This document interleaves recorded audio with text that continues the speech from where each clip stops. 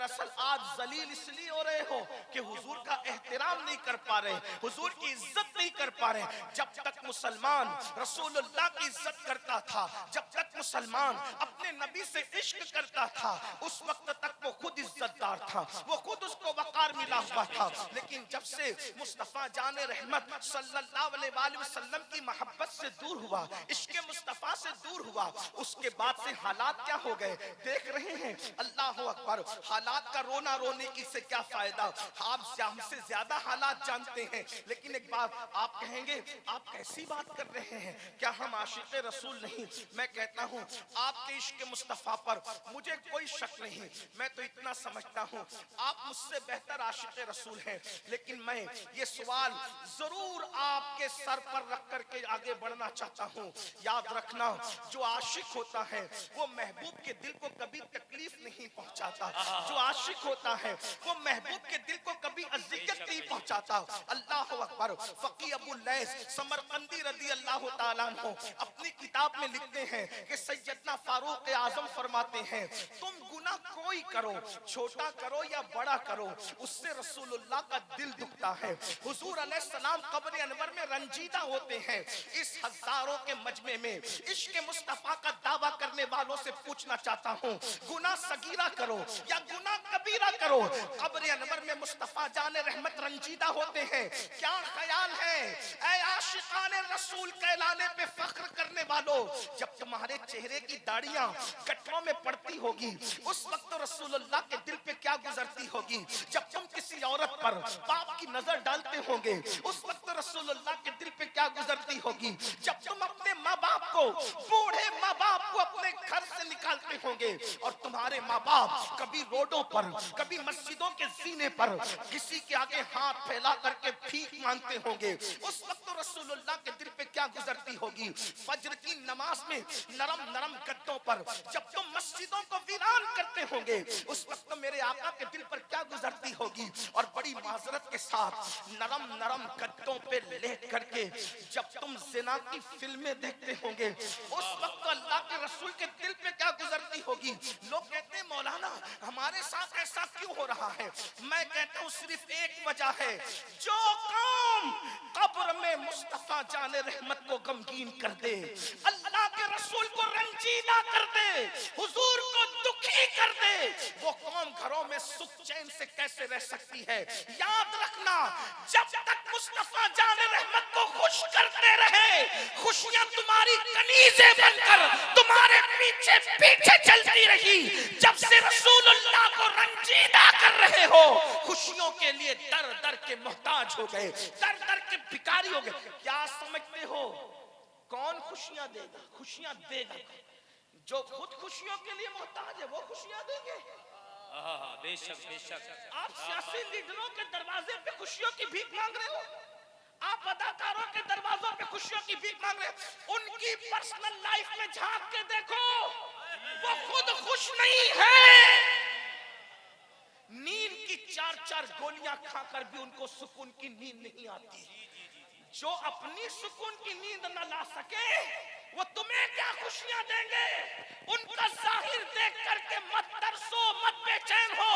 खुदा की इज्जत की कसम, अगर असल खुशी चाहिए, असल खुशी, अल्लाह अकबर, अगर वो कोई दे सकता है तो वो सिर्फ और सिर्फ जमीन के ऊपर आमिना का लाल है।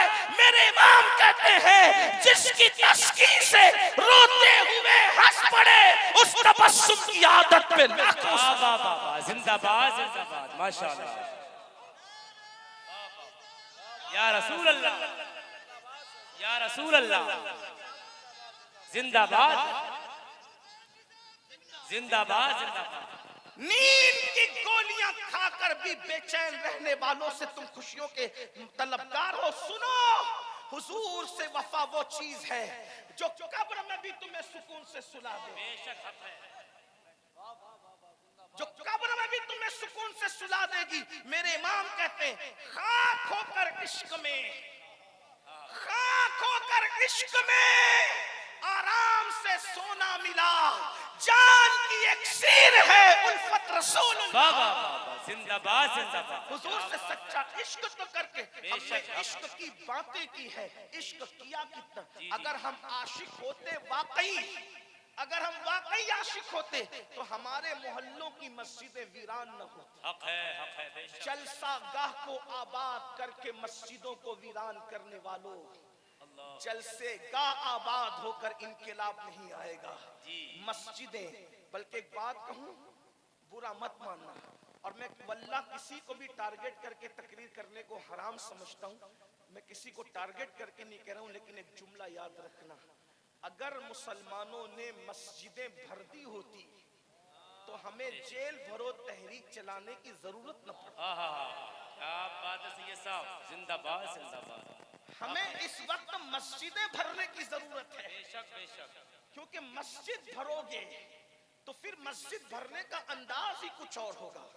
इसलिए कि आपने सजदे को समझा, जिस सजदे से अल्लाह मिलता है उस सजदे से कौन सी खुशी नहीं मिल सकती, कौन सी नेमत नहीं मिल सकती। तो पहली चीज, बात दूर न निकल जाए, पहली चीज अपनी औलाद को इश्क रसूल सिखाओ। माँ बाप आशिक होंगे तभी तो औलाद को इश्क सिखाएंगे।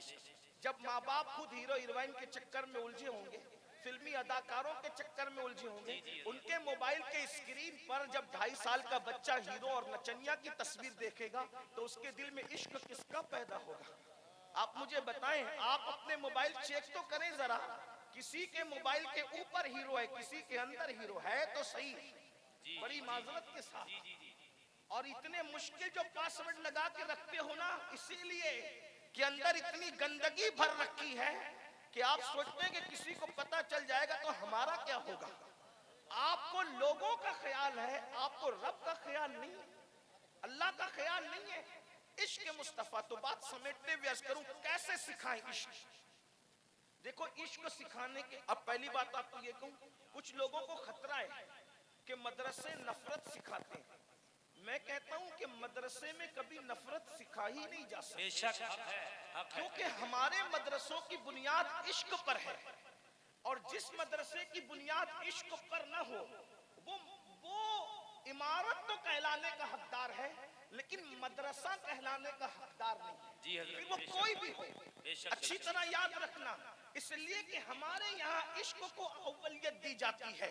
हमारे यहाँ तो कहा जाता है कि इल्म इंसान को इंसान बना देता है, बेशक। इल्म बेमाया को सुल्तान बना बेशक, देता है, बेशक। इल्म अल्लाह जिसे दे उसे ईमान भी दे, बेशक। वरना ये वो है जो शैतान बना देता है। हम तो इश्क की बात पहले करते हैं, अल्लाह अकबर, और जब इश्क होता है तो हम फिर नफरतें भी नहीं जानते, सिवाय उनके जिनके लिए अल्लाह रसूल ने हमें पाबंद किया है।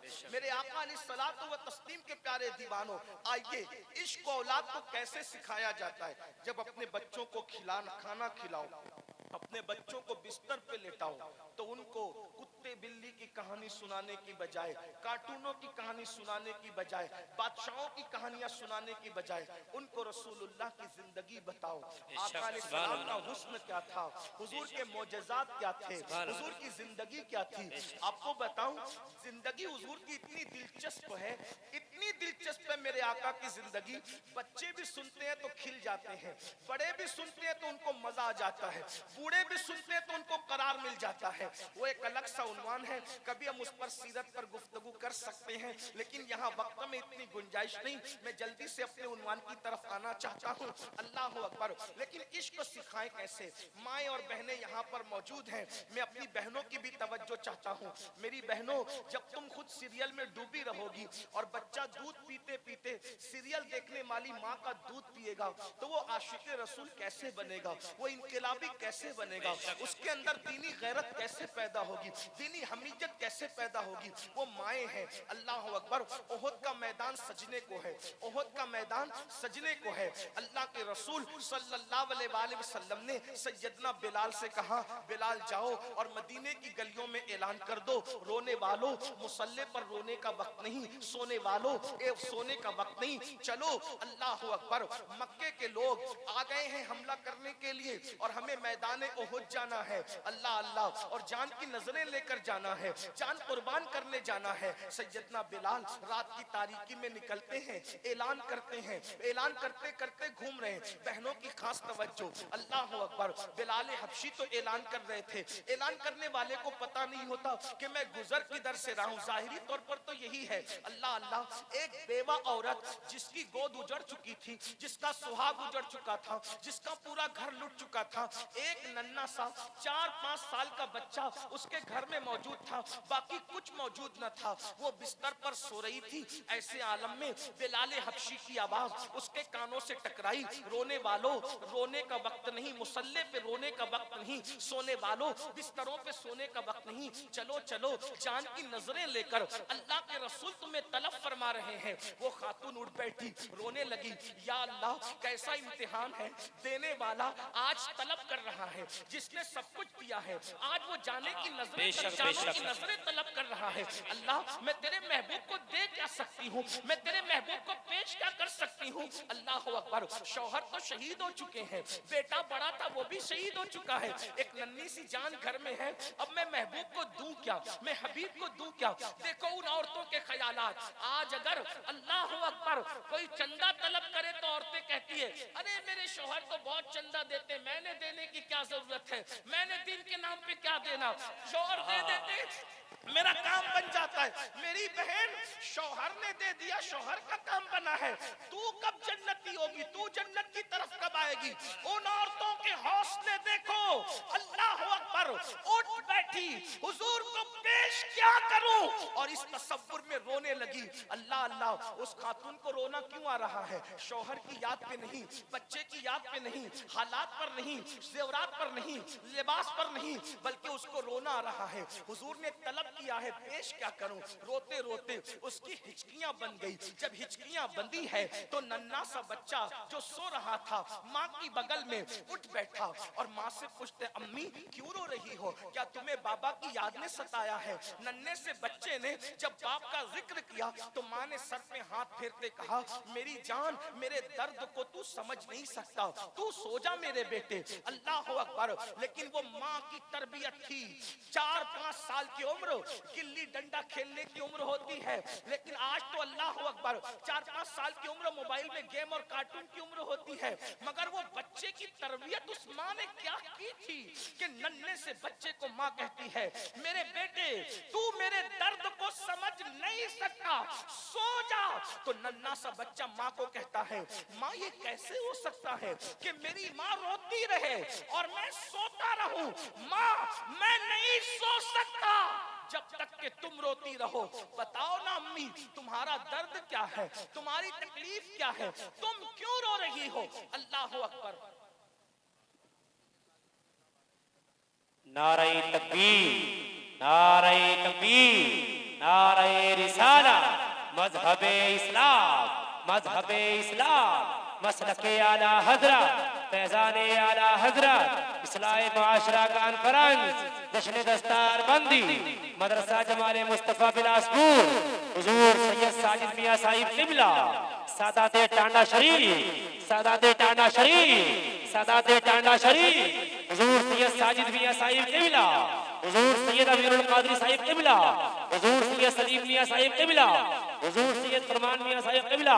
अब हम बैठ जाएं, आप लोग बैठ जाएं, तशरीफ रख के बैठ जाइए, आप बैठ जाओ, उलमाए सुन्नत बैठ जाएं, बैठ जाओ उलमाए सुन्नत। दुरूद शरीफ पढ़ने सब लोग मिलके बुलंद आवाज। अल्लाहु रब्बु मुहम्मदिन सल्लल्लाहु अलैहि वसल्लम, नहनु इबादु मुहम्मदिन सल्लल्लाहु अलैहि वसल्लम, सलातु व सलामुन अलैका या जद्दल हसन वल हुसैन। सैयद साजिद मियां साहब का इस्तकबाल है, हजरत तशरीफ लाएं, हजरत का मरहबा कहा जाता है। दुआ करते हैं अल्लाह इन सादात का सह हमारे सरों पे दराज फरमाए। एक बार बुलंद आवाज से दुरूद शरीफ पढ़ लें आप। अल्लाहुम्मा सल्ली अल्लाहु रब्बु मुहम्मदिन सल्लल्लाहु अलैहि वसल्लम, नहनु इबादु मुहम्मदिन सल्लल्लाहु अलैहि वसल्लम, सलातु व सलामुन अलैका या जद्दल हसन वल हुसैन। तो उस नन्हे से बच्चे ने कहा, माँ मैं कैसे सोच सकता हूँ अगर तुम रोती हो, तुम्हें बताना होगा कि तुम क्यों रो रही हो। तो माँ ने कहा, बेटा मेरे रोने की वजह ये, मेरे रोने की वजह यह है कि अल्लाह के रसूल अलैहिस्सलाम का मुनादी बिलाल हबशी यहाँ से ऐलान करते गए हैं कि अल्लाह के रसूल ने जानों की नजर लेकर तुम्हें याद फरमाया है। मेरे घर में बेटा है कुछ नहीं, तेरे बाबा होते तो उनको भेज देती, तेरा बड़ा भैया होता तो उसको भेज देती, लेकिन बेटे कुछ नहीं है। हर वो रसूल ने हर नेमत दी है, आज उन्होंने जान तलब की है, मैं क्या पेश करूं। नन्हे से बच्चे ने कहा माँ इस पे रोने की क्या बात है, फिक्र करने की क्या बात है, अगर तेरे पास कोई जवान बेटा नहीं है माँ, मैं तो हूं ना माँ, मुझे अल्लाह के रसूल के कदमों पे कुर्बान कर दो, मैं हुजूर के कदमों पे कुर्बान होने के लिए तैयार हूं, मैं आका के कदमों पे कुर्बान होने के लिए तैयार हूं। देखो नन्ना सा 4-5 साल का बच्चा जिसको शऊर क्या होता है, खिलौने के अलावा, खाने के अलावा, पीने के अलावा, खेलने के अलावा, लेकिन उस माँ की तरबियत कैसी थी कि नन्ना सा बच्चा कहता है माँ मुझे हुजूर के कदमों पे कुर्बान करो, मैं कुर्बान होने के लिए तैयार हूँ। नन्हे से बच्चे के ये जुमले सुनकर माँ की ढाढ़स बंधी और माँ ने अपने बेटे की उंगली पकड़ी, माँ ने बच्चे की बच्चे को उंगली पकड़ाई और उंगली पकड़ाने के बाद मस्जिद नबवी शरीफ की तरफ चल पड़ी। जब मस्जिद नबवी शरीफ के करीब पहुंची तो क्या देखा, वो मुजाहिदीन की सफ लग रही थी, खातून जो है चादर ओढ़कर दरवाजे पे खड़ी हो गई। अल्लाह के रसूल की निगाह पड़ी, निगाह पड़ने के बाद मेरे करीम आका ने फरमाया बिलाल ये खातून यहाँ क्यों नजर आ रही है इस रात को। तो उस वक्त बिलाल गए और जाने के बाद कहा माई तेरी यहाँ जरूरत क्या इस रात को, तू क्यों है। तो उस खातून ने कहा बिलाल इतनी जल्दी भूल गए, तुम ही तो ऐलान कर रहे थे कि अल्लाह के रसूल सल्लल्लाहु अलैहि वसल्लम ने जान की नजरें लेकर के बुलाया है, जान की नजर लेकर के बुलाया है। कहा माई औरतों को नहीं बुलाया, तो कहा मैं हुजूर से गुफ्तगू करना चाहती हूँ। अल्लाह के रसूल सल्लल्लाहु अलैहि वसल्लम तशरीफ लाए तो सरकार ने फरमाया माई बात क्या है। या रसूल अल्लाह मेरा जवान बेटा भी शहीद हो चुका, मेरा शौहर भी शहीद हो चुका, आपने तलब किया है जान की नजर, मेरे पास कुछ नहीं है, ये छोटी सी नजर लाई हूँ, हुजूर इसको कबूल फरमा ले। हुजूर ने नन्हे से बच्चे को देखा, सर पे हाथ रखा, हाथ रख के फरमाते हैं हक और बातिल का मार्का कयामत तक जारी रहेगा। खातून तेरी नीयत अच्छी है, अल्लाह तुझे अजर देगा, ले जा इसकी परवरिश कर। या न ये तीर चला सकता है, न ये तलवार उठा सकता है, न ये कुछ और कर सकता है, इसलिए ले जा इसकी परवरिश कर, ये बाद में अहले हक के लिए काम आएगा। जा अल्लाह तुझे जजा दे, तेरे जज्बात की अल्लाह रब्बुल इज्जत लाज रखे। दुआ देते हुए रुखसत किया। जैसे ही खातून पलटने लगी उसके नन्हे से बच्चे ने माँ का हाथ छुड़ाया और हाथ छुड़ाकर रसूलुल्लाह का दामन पकड़ के कहता है या रसूल अल्लाह सल्लल्लाहु अलैहि वसल्लम मेरे माँ बाप आप पे कुर्बान आका, या रसूल अल्लाह मेरे माँ बाप आप पे कुर्बान आका। मेरी माँ तो सोते वक्त तो मुझे रोजाना ये सबक सुनाती है कि बेटा अपने नबी का दर वो दर है जहाँ से कोई भी खाली हाथ नहीं जाता। या रसूल अल्लाह जब कोई खाली नहीं जाता तो मैं खाली कैसे जा सकता हूँ। हुजूर मैं मानता हूँ कि मैं कुछ नहीं कर सकता, लेकिन या रसूल अल्लाह आप पर आने वाले तीरों को मैं अपने सीने पर तो ले सकता हूँ, नालैन पर आने वाले गुबार को मैं अपने सीने पे तो ले सकता हूँ। अंदाजा फरमाए बच्चों में ये इश्क मुस्तफा किसने पैदा किया था। ये माओ की तरबियत थी।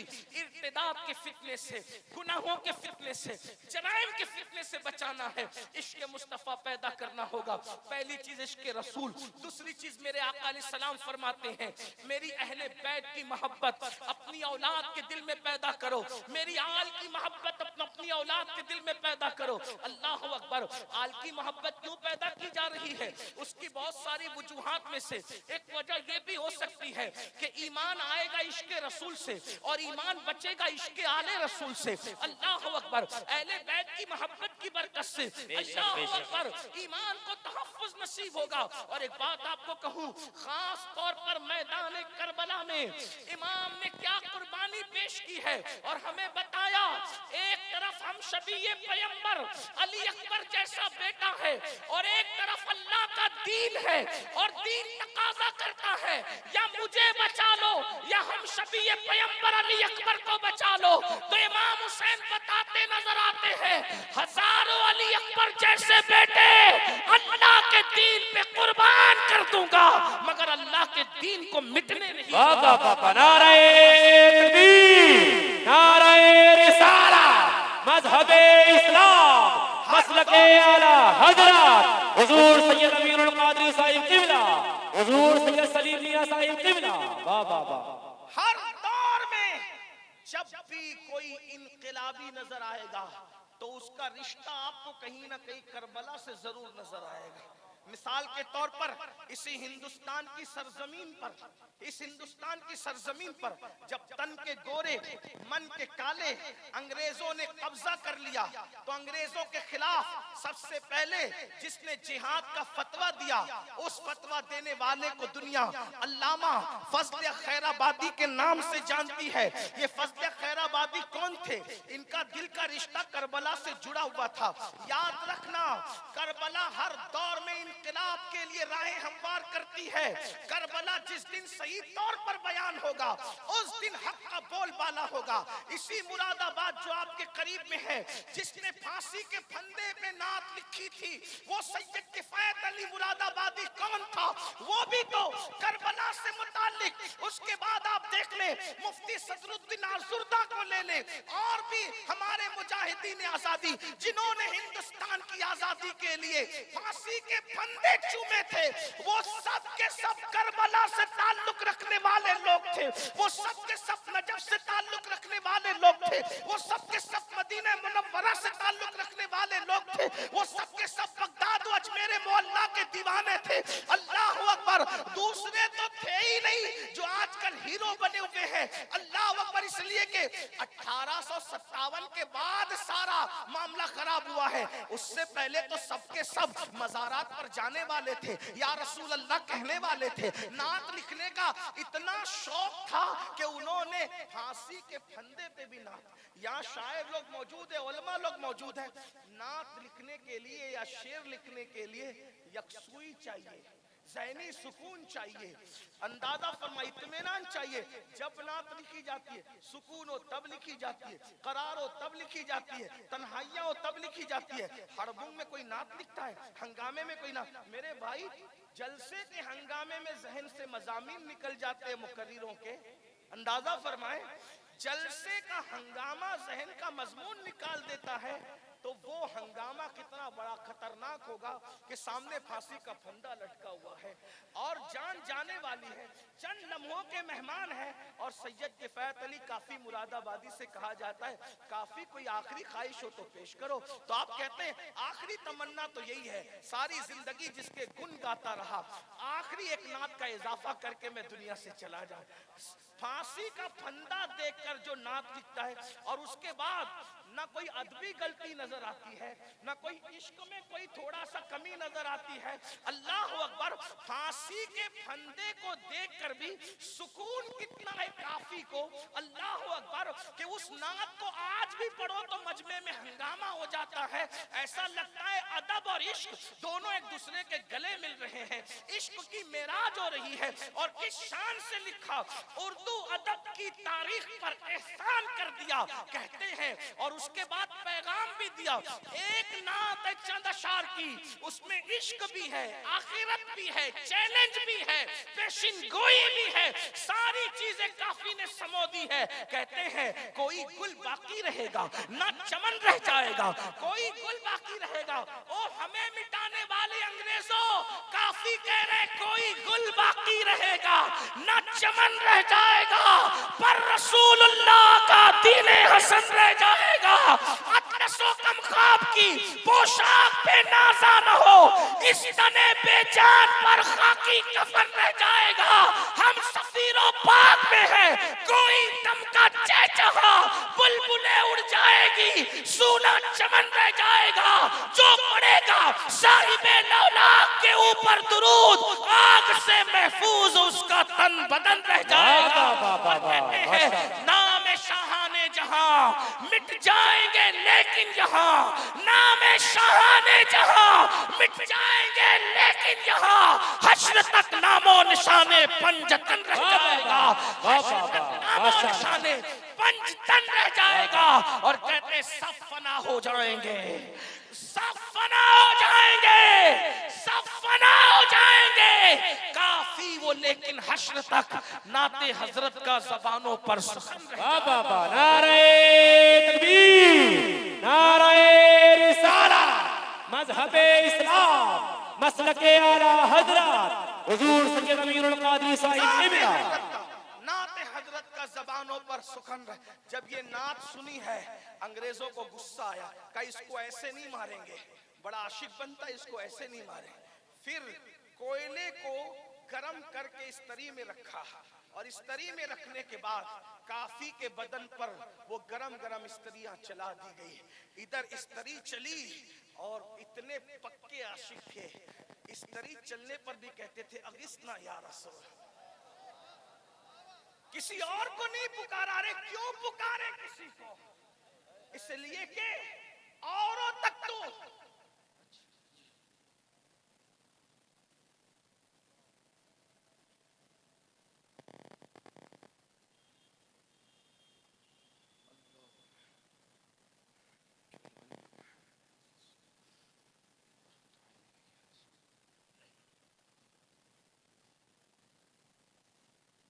अल्लाह 2 लाख नेकी मर्दों को अता फरमाता है और 1 लाख नेकी औरतों को अता फरमाता है।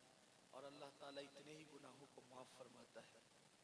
और अजान में कुल 15 कलिमात होते हैं। अगर कोई मर्द पूरी अजान का जवाब दे तो अल्लाह तबारक व तआला उसे 30 लाख नेकी अता फरमाता है। और अगर कोई अजान के अंदर मोहम्मद पाक सल्लल्लाहु अलैहि वसल्लम का नाम सुनकर आंखों से लगाए और कहे कुर्रतु आइनी बिका या रसूल अल्लाह, और यूं कह रदीतु बिल्लाहि रब्बा व बिल इस्लाम दीना व सय्यदना मुहम्मद सल्लल्लाहु अलैहि वसल्लम नबिय्यन व रसूला, आका इरशाद फरमाते हैं मैं ऐसे को अपने उसका हाथ पकड़कर जन्नत में लेकर के जाऊं। बड़ी बरकत है। और जो अजान सुनकर दुनिया की बात करे, भाई अगर अजान हो रही हो और फिक़ही मसला बयान हो रहा हो तो बयान कर सकते हैं, दीन की बात कर रहे हो, दीनी मसला बयान हो रहा हो तो बयान कर सकते हैं, लेकिन दुनिया की बात नहीं कर सकते। अगर अजान के वक्त कोई दुनिया की बात करता है तो हदीस पाक में आता है डर है कि वो मरेगा तो काफिर होके मरेगा, इसलिए अजान की बेहुरमती न किया करें। एक बार सब दुरूद शरीफ पढ़ने, बात में एंड की तरफ पहुंचा दूं। रब्बे सल्ले वसल्लिम दाइमन अबदा अला हबीबिका खैरुल खल्क़ि कुल्लिहिम। हम लोग महफिलों में तो अजान का ख्याल करते हैं, घर में ख्याल नहीं करते, बल्कि अगर क्रिकेट चालू हो तो टीवी भी बंद नहीं करते, आवाज कम कर देते हैं। वजह यह है कि कोई गेंद का शॉट न छूट जाए। सीरियल चालू हो तो भी बंद नहीं करते ताकि वो जो देखना चाहते हैं वो न छूट जाए। अल्लाह के बंदो रहम करो अपने आप पर, सब कुछ लुट चुका बचा क्या है? अगर अब भी ना सुधरे तो फिर क्या होगा? अब भी ना बदले तो क्या होगा? एक बार दुरूद शरीफ पढ़े, बात इख्तिताम की तरफ पहुंचती है। दुरूद शरीफ पढ़ने को कहा जा रहा है, अगर पढ़ेंगे तो हजारों दुरूद एक साथ आका की बारगाह में पहुंच जाएंगे। अल्लाह रब्बु मुहम्मदिन सल्लल्लाहु अलैहि वसल्लम नहनु इबादु मुहम्मदिन सल्लल्लाहु अलैहि वसल्लम सलातु व सलाम अलैका या जद्दल हसन वल हुसैन। तो काफी मुरादाबादी रहमतुल्लाह अलैह के बदन पर जब इस्तरियां फेरी गई तो आपने उस वक्त अगिस्नी या रसूल अल्लाह इतने फना थे, और जब अगिस्नी या रसूल अल्लाह कहा तो हमारे बुजुर्गों ने फरमाया उस वक्त उनको आलम बेदारी में रसूलुल्लाह की ज़ियारत नसीब।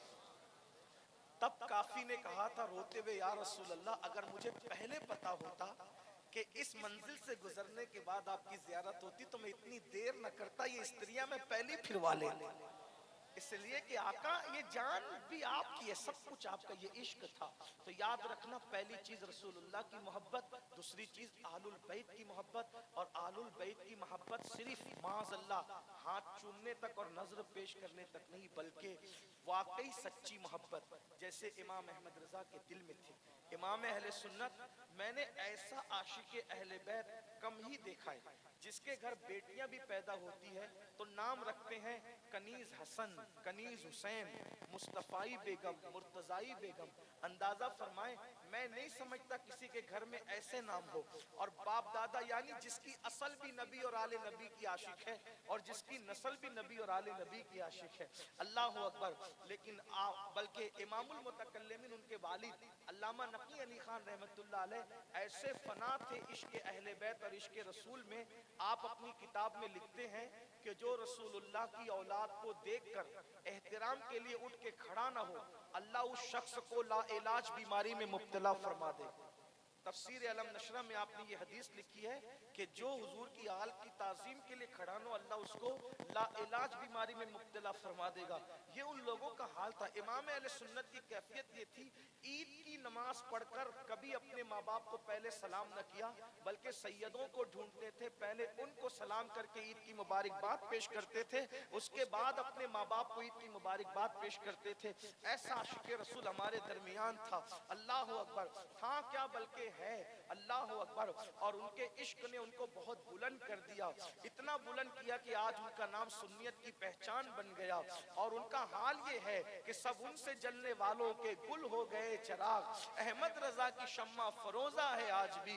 तो लेकिन एक बात मैं अर्ज करूं, इसमें एक जुमला जरूर ऐड करूंगा, लेकिन अहले बैत की मोहब्बत के नाम पर किसी सहाबी की तौहीन नहीं की जा सकती, किसी सहाबी की बेअदबी नहीं की जा सकती। याद रखना और अच्छी तरह याद रखना, अहले सुन्नत के नजदीक एक आंख अहले बैत, एक आंख सहाबा। हम लोग काने नहीं है बल्कि दो आंख वाले हैं।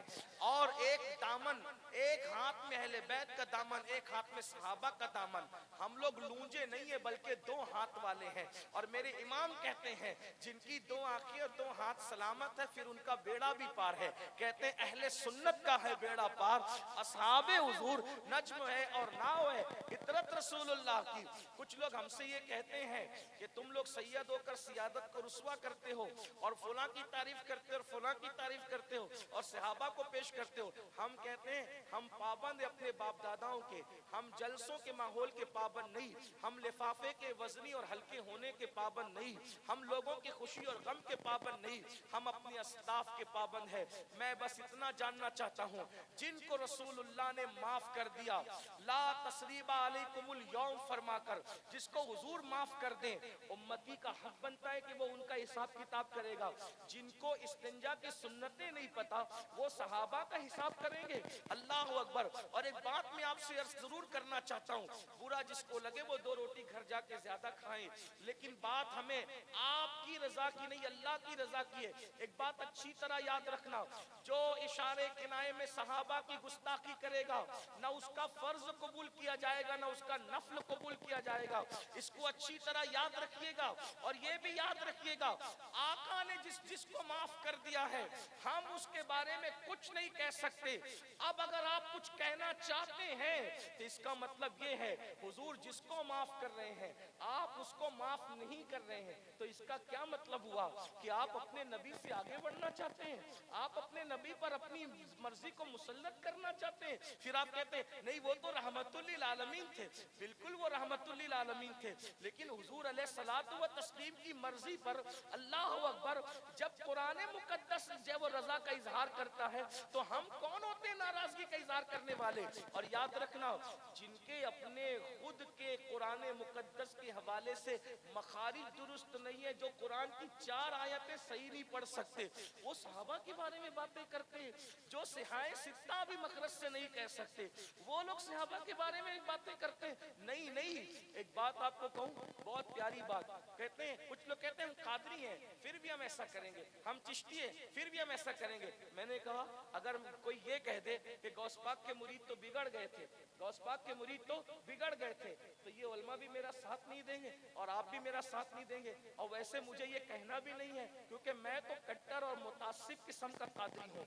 हम तो कादरी ऐसे हैं अल्हम्दुलिल्लाह। लेकिन एक बात आपसे कहता हूँ, अगर कोई कहे बफर्ज मुहाल, अगर कोई कहे कि गौस पाक के मुरीद बिगड़ गए थे, आप कहेंगे ये नहीं हो सकता। क्यों नहीं हो सकता? क्योंकि गौस पाक ने फरमाया मैं मेरे मुरीदों को तौबा के बगैर मरने नहीं देता। तवज्जो फरमाए, गौस पाक कह रहे मैं मेरे मुरीदों को तौबा के बगैर मरने नहीं देता। यानी जो भी मेरा मुरीद होगा उसको मेरी निस्बत की वजह से तौबा की तौफीक होगी। अरे नादान, जब पीरों के पीर, बड़े पीर गौस पाक का मुरीद बगैर तौबा के नहीं मरता, तो रसूलुल्लाह के मुरीदीन बगैर तौबा के दुनिया से कैसे जा सकते हैं? तुम्हें गौसे पाक के फैजान पर यकीन है, रसूलुल्लाह के फैजान पर यकीन नहीं है। फिर उसके बाद अगर कहते हैं कि हम चिश्ती है, तो गरीब नवाज सरकार ने गरीब नवाज सरकार के बारे में बाबा कुतुब कहते हैं कि अक्सर गरीब नवाज आंखें बंद करके बैठते थे और जिस दिन आंख खोलकर जिस पर नजर डाल देते उसको वली बना देते थे। नादान, जब गरीब नवाज की निगाह में ये फैजान है तो उनके नाना मोहम्मद रसूलुल्लाह की निगाह का आलम क्या होगा? इसलिए मुंह खोलने से पहले कुछ सोचा करो। तो अहलुल बैत की मोहब्बत हमको सिखाने का। और तीसरी बात और आखिरी बात फरमाया, अपनी औलाद को कुरान की तालीम दो, तालीम कुरान आम करो, कुरान सिखाओ औलाद को। बल्कि कुरान की तालीम तो दूर की बात, हमें तो कुरान पढ़ना भी नहीं है। कितना बड़ा रोना है कि 60 से 70% मुसलमान हैं जिसे कुरान पढ़ना नहीं आता। सूफिया फरमाते हैं जिन्होंने दुनिया में कुरान पढ़ना नहीं सीखा, जब वो कयामत के दिन उठेंगे तो अंधे उठेंगे, उनकी आंखें नहीं होगी, वो अंधे उठेंगे। कितनी खराब बात है, सोचिए कितनी बुरी बात है। कुरान नहीं पढ़ना जान रहे हो, कुरान पढ़ो। कंप्यूटर सीखते हो, मोबाइल सीखते हो, तजारत करना सीखते हो, सब सीखते हो। कुरान सीखने में क्या लगता है? 3 महीने अगर किसी अच्छे हाफिज़े कुरान के साथ बैठ जाओ, 5 पारे सही से पढ़ा दे तो 25 पारे तुम खुद ही से पढ़ सकते हो। इसलिए कुरान पढ़ना सीखो और अपनी औलाद को इतना इल्म सिखाओ जितना इल्म एक मुसलमान को सीखना फर्ज है, जितना इल्म एक मुसलमान के लिए सीखना फर्ज है। निकाह कब तक कायम रहेगा, क्या कहेंगे तो तलाक हो जाएगी, ईमान क्या है, कुफ्र क्या है, ये सारी चीजें हमारे छोटे छोटे बच्चों को भी आना चाहिए। इतना इल्म सिखाओ कि जितना फर्ज है। क्या फर्ज है? इमाम अहले सुन्नत ने फतावा रज़िया शरीफ में उसकी पूरी फहरिस्त बता दी है हमें कि कितना इल्म एक मुसलमान के लिए फर्ज है। इतना हर मुसलमान के बच्चे को इल्म होना चाहिए कि अगर नमाज का वक्त हो जाए तो हमारा हर बच्चा इमामत कर सके, मुसल्ले पे खड़ा हो सके। लेकिन अब तो हालात ये है कि निकाह की तकरीब में अगर कलमा पढ़ाओ तो मैं तो ये करता हूँ कि माइक अपने हाथ में लेके दूल्हा को बगैर माइक के पढ़ाता हूँ, क्योंकि मुझे लगता है कि हजारों के मजमे में इसको माइक दूंगा तो ये अपने बाप की और अपने खानदान की बेइज्जती कर बैठेगा, क्योंकि इसको कलमा पढ़ना नहीं आएगा। तो मैं माइक अपने मुंह के करीब करता हूँ, उसको बगैर माइक के रखता हूँ, क्योंकि निकाह के वक्त इनको सही कलमा पढ़ना नहीं आता। मैं सोचता हूँ हैरत की बात है, हंसने की बात नहीं, कितनी अफसोस की बात है जो शादी के खुशी के मौके पर काजी के पढ़ाने से कलेमा ना पढ़ सके। जरा तवज्जो करिए, आप गौर फरमाएं, जो शादी में खुशी के मौके पर काजी के पढ़ाने से कलेमा ना पढ़ सके, वो मौत की तकलीफ की शिद्दत में क्या कलेमा पढ़ सकेगा? अंदाजा तो फरमाए क्या हालात है। तो इसलिए अपने बच्चों को सब सिखाया, दीन सिखाइए। और जो मदरसे, जो उलमा दीन की खिदमत कर रहे हैं, इल्म की खिदमत कर रहे हैं, तालीम की खिदमत कर रहे हैं, उनका साथ दो, उनकी मदद करो। और अल्लाह अकबर, रसूमात पर पैसे खर्च करने की बजाय दीनी इदारों पर पैसे खर्च करो। मैं लोगों को ये बात कहता हूँ, काश हजरत शाहजहां को कोई ये मशवरा देता कि मुमताज के नाम पर ताजमहल बनाने की बजाय एक मुमताज यूनिवर्सिटी बना देते तो कौम का भी फायदा हो जाता, मुमताज का नाम भी क़यामत तक जिंदा रहता। तो जो गलतियां आपके बाप दादाओं ने की है ना, वो आप ना करें। मैंने कल की मजलिस में भी ये बात कही कि 2 करोड़ का मस्जिद का मीनार तामीर मत करो, वो 2 करोड़ का अच्छा इदारा तामीर करो, अच्छा स्कूल तामीर करो, अच्छा मदरसा तामीर करो। और उलमा और सादात यहाँ मौजूद हैं, अगर गलती करूंगा तो ये अभी इस्लाह कर लेंगे, मैं इंशाअल्लाह अपनी बात से रुजू हो जाऊंगा। आपको ये भी कहता हूँ, अब्बा का इंतकाल हो जाए तो मस्जिद में कुरान शरीफ मत दो, इसलिए कि मस्जिद में कुरान शरीफ 8-10 काफी है पढ़ने के लिए। थप्पी लगी है, हमारी मस्जिद में भी लगी हुई है। और हर साल जो वो उसके लिए कोई ना कोई कबाड़ खरीदना पड़ता है या उसको कहीं सजा के रखना पड़ता है, और वो कुरान इस्तेमाल में नहीं आते। 8-10 कुरान काफी है। एक काम किए क्यों नहीं करते कि अब्बा के नाम पर मस्जिद में कुरान रखने की बजाय किसी बच्चे की फीस क्यों नहीं भर देते इसाले सवाब के लिए? अब्बा के नाम पर उसको किताब क्यों नहीं दे देते इसाले सवाब के लिए? अब्बा के इसाले सवाब के लिए उसको कापियां खरीद के क्यों नहीं दे देते? अब्बा के इसाले सवाब के लिए उसको कलम खरीद के क्यों नहीं दे सकते? सिर्फ एक सबक सुनाने के लिए एक बात मैं कहना चाहता हूँ। आज हर बंदा क्या कहता है, मेरे अब्बा का इंतकाल हो गया हजरत, मैं कुआं खुदवाऊंगा, बोरिंग खुदवाऊंगा। भाई क्यों? का रसूलुल्लाह ने फरमाया कि कुआं खुदवाओ। एक बात मैं सिर्फ कहना चाहता हूँ, देखिए इल्म है और सिर्फ सबक सुनाने के लिए उलमा के दरमियान पेश कर रहा हूँ। गलती करूंगा तो ये इस्लाह कर देंगे, मैं अपनी बात वापस ले लूंगा। ये मेरा अपना नजरिया मैं आपके सामने हदीस की रोशनी में पेश कर रहा हूँ। अल्लाह के रसूल से हजरत हजरत साद ने पूछा था कि या रसूल अल्लाह, मेरी माँ का इंतकाल हो गया, मैं क्या करूं कि उनको इसाले सवाब करूं? तो आका ने फरमाया कुआं खुदवा दो। तो आज सब लोग कहते हैं कि कुआं ही खुदवाओ, बोरिंग ही खुदवाओ, क्योंकि हुजूर ने फरमाया। मेरे भाई, कुआं खुदवाने की बात हुजूर ने नहीं की। दरअसल अगर आप उसका बैकग्राउंड देखेंगे तो पता चलेगा, उस दिन जिस दिन हजरत साद ने पूछा था माँ को इसाले सवाब किसका करूं, तो उस दिन मदीने वालों को पानी की सख्त जरूरत थी, इसलिए आका ने फरमाया कि कुआं खुदवा दो। आका अलैहिस्सलाम ने कुएं को फोकस नहीं किया, लोगों की जरूरत को फोकस किया। तो उस वक्त कुएं की जरूरत थी, और आज मुसलमानों को एजुकेशन की जरूरत है, आज मुसलमानों को कलम की जरूरत है, आज मुसलमानों को अच्छे इदारों की जरूरत है। जब ये बात कही जाती है तो कुछ लोग हकारत से कहते हैं ये मौलवी लोग अपनी सेटिंग करते हैं सब। मैं कहता हूँ हैरत की बात ये, मौलवी किसके लिए करता है? मौलवी किसके लिए? अपने लिए करता है। आप बताइए, अपने लिए करता है। ये जो इदारे बनाए उलमा ने कि ये कब्रों में अपने सीने पे ले जाएंगे या छोड़ करके जाएंगे। अल्लामा सैयद नईमुद्दीन मुरादाबादी ने जो इदारा बनाया वो साथ ले गए या रख करके गए? ये तो सारे इदारे जमीन पर होते हैं ना। आप जो बना रहे, हाफिज मिल्लत ने बनाया, ले करके गए या छोड़ करके गए?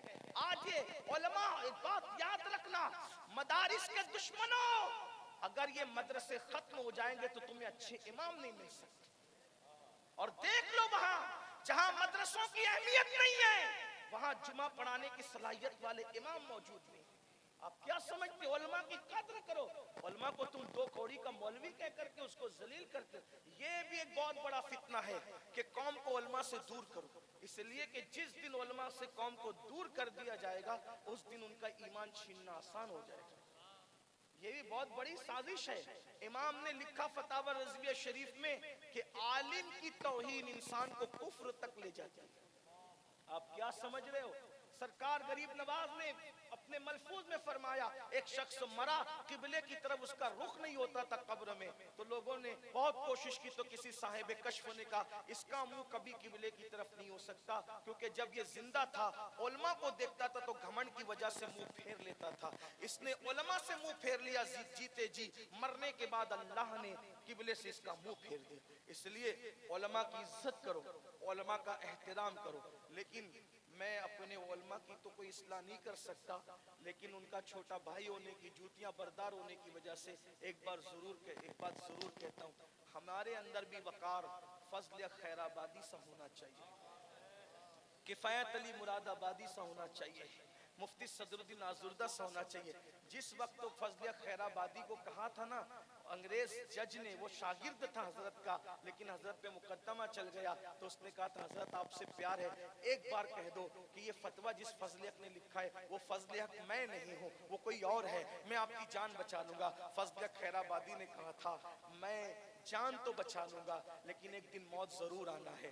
फजल को एक दिन मौत जरूर आना है, झूठ बोल के जान बचा लूंगा लेकिन फतवे की आबरू चली जाएगी, फतवे पर से एतबार चला जाएगा। मैं जान तो गंवा सकता हूँ लेकिन फतवे की आबरू खत्म नहीं कर सकता।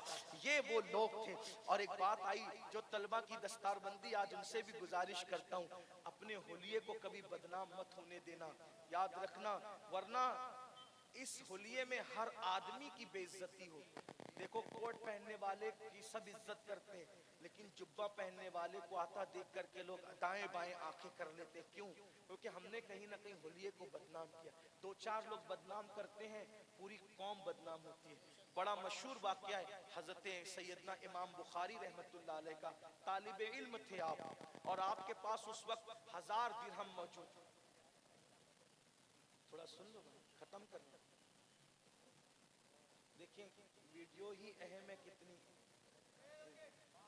जो यानी कि जो लोग जलसे में अपने उलमा और अपने बुजुर्गों की बात न माने, वो घर जा करके क्या बात मानेंगे? सोचिए, ये बात कितनी अफसोस की है ना। एक बार अल्लाह के रसूल ने मिंबर पे बैठे हुए फरमाया सहाबा से कि बैठ जाओ। अब्दुल्ला इब्ने मसूद मस्जिद के अंदर आ रहे थे, आप दरवाजे पे ही बैठे।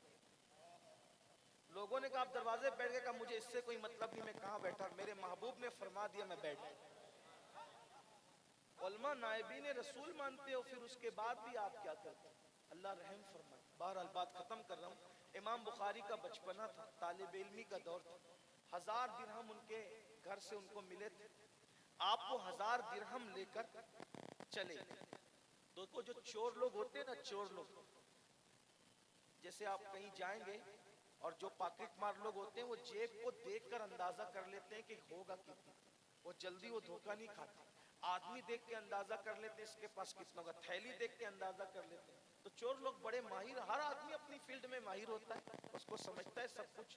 तो एक चोर ने उनको देखा, लुटेरे डाकू ने, और देखने के बाद अंदाजा कि इस बच्चे के पास 1000 दिरहम। भाई वो तो दिरहम थे, छुपाए तो जा सकते नहीं थे। इमाम बुखारी बचपना था, कश्ती में बैठ गए, वो भी कश्ती में बैठ गया। जब कश्ती बीच दरिया में पहुंची तो पहुंचने के बाद उसने शोर किया, मेरे 1000 दिरहम गुम हो गए, गुम हो गए, गुम। तो उसको ये लगा कि भाई सबको चेक किया जाएगा, बच्चों के पास 1000 तो होते नहीं है, तो इसी को चोर ठहराया जाएगा। सबको चेक किया, आखिरी में इमाम बुखारी की बारी है, या बच्चे थे, उनको चेक किया तो भी दिरहम नहीं निकले। जब आप कश्ती के जरिए किनारे पहुंचे तो वो चोर, वो डाकू भी किनारे पहुंचा। उसने कहा बच्चे सच बता, तेरे पास 1000 दिरहम थे ना, कहाँ थे? कहा फिर मिले क्यों नहीं?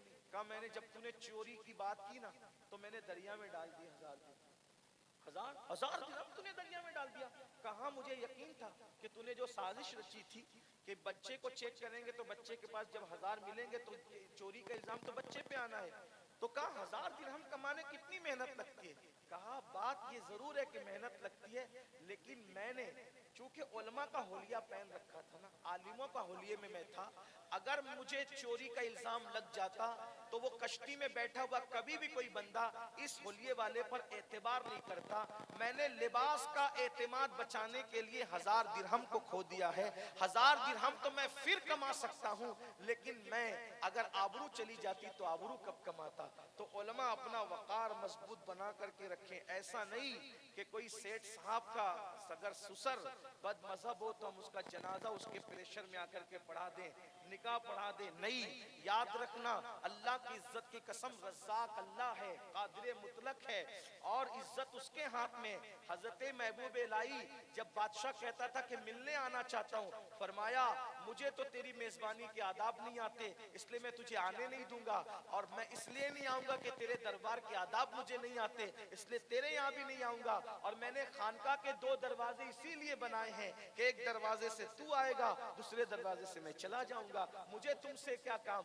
ये गैरत थी उन लोगों में, इसलिए गैरत के साथ जियो, हमीयत के साथ जियो। जिनके पास दीन है दुनिया उनकी मोहताज है। और आपसे भी कहता हूँ उलमा की इज्जत करो।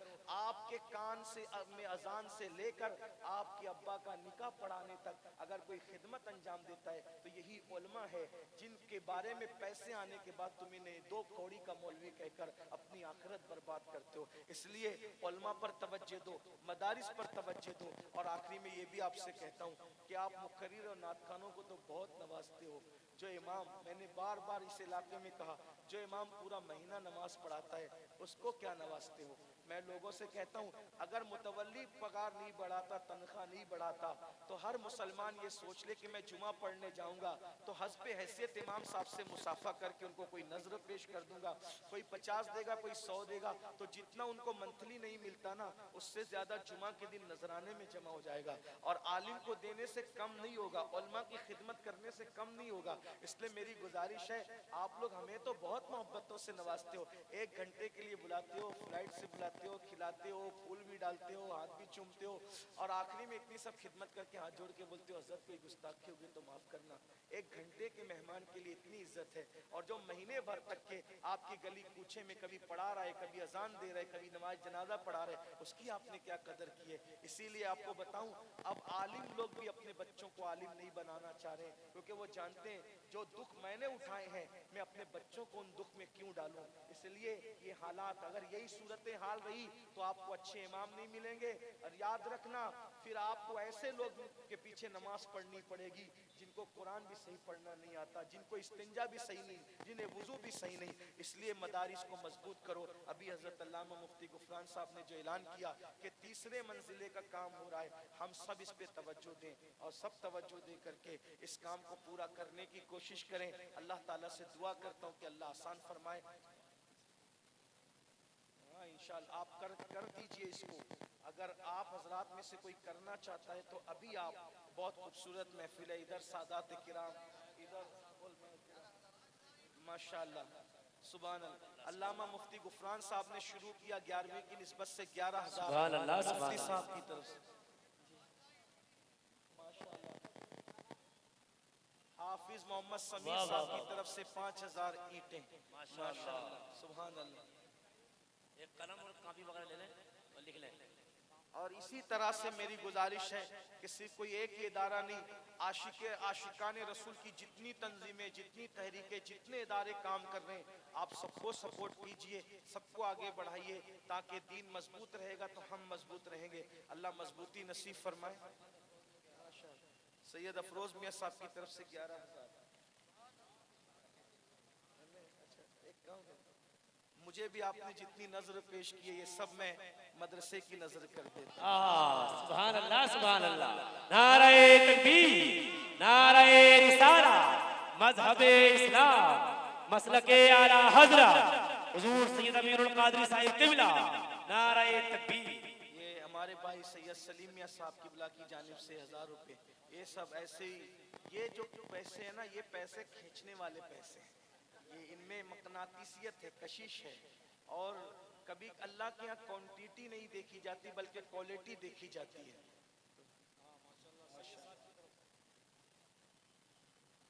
बात आगे बढ़ाइए, वो जो लोग लिखा रहे हैं।